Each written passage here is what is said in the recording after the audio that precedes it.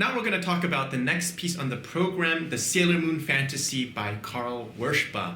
And this is really special because I actually reached out to Carle to write this piece just for me for this concert on April 18th, 2020 as a premiere to the world, basically. And it's another personal one for me also because it's based on songs that I grew up with when I was a little kid. So Japanese anime was a huge thing that was coming into North America in the 90s. There was Sailor Moon, there was Pokemon, there was Digimon.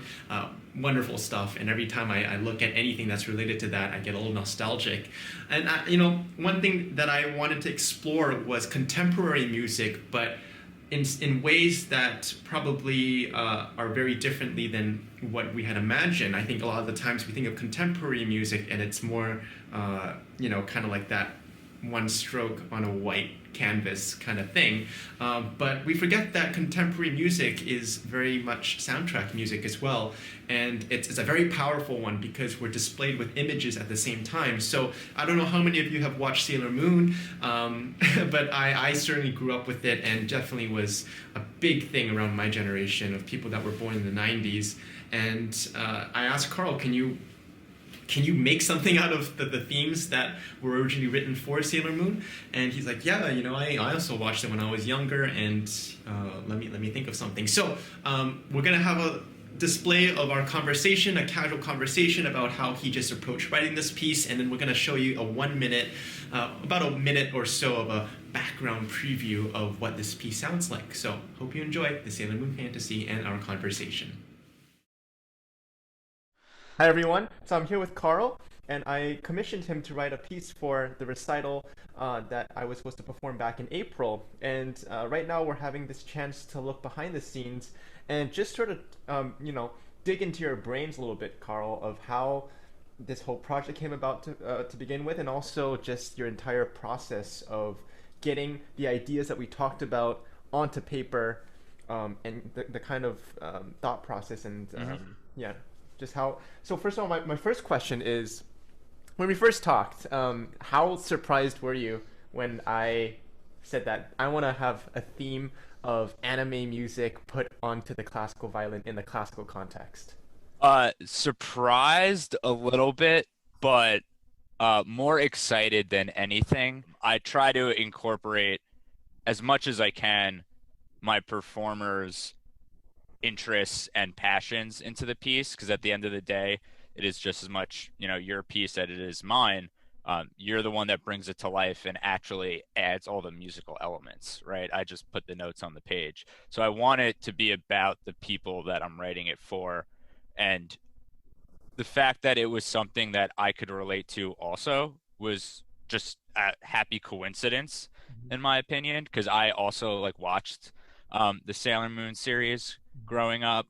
It was really refreshing Mm-hmm. for once to, not for once, but in general, to be able to write something that, was just a passion or an interest in my performer, and not something that musically had to necessarily stand out or make a statement, or, a political or social statement. Like sometimes it's nice to just write something based in fantasy and expression and whatever it is, those emotional, longing feelings that show brought back to you, was really nice. So surprised, yes, but definitely excited. I love doing this kind of stuff. I remember writing a guitar piece for a friend. We did it all around The Legend of Zelda. Stuff like that is just, that's very much my wheelhouse. And I was really honored to be a part of it. So my question for you next is, comparatively to writing other classical music pieces out of that kind of context, how did you wire your brain into taking that music and writing it in this context? Is there anything hmm different about you had to approach it differently? Is there a system? Just tell me, how did you get your thoughts into paper? Yeah. It's a little different than just approaching writing, uh, quote unquote, a generic other, piece in contemporary music, in the sense of my ideas of what the piece is going to be, or the sonorities or the sound world, isn't indicative of just an innate idea that I had in my head. So my process for this was a little different, but it actually was really cool. So I first read the original couple seasons storylines to get an idea of the characters and what they were going through, and how the show progressed.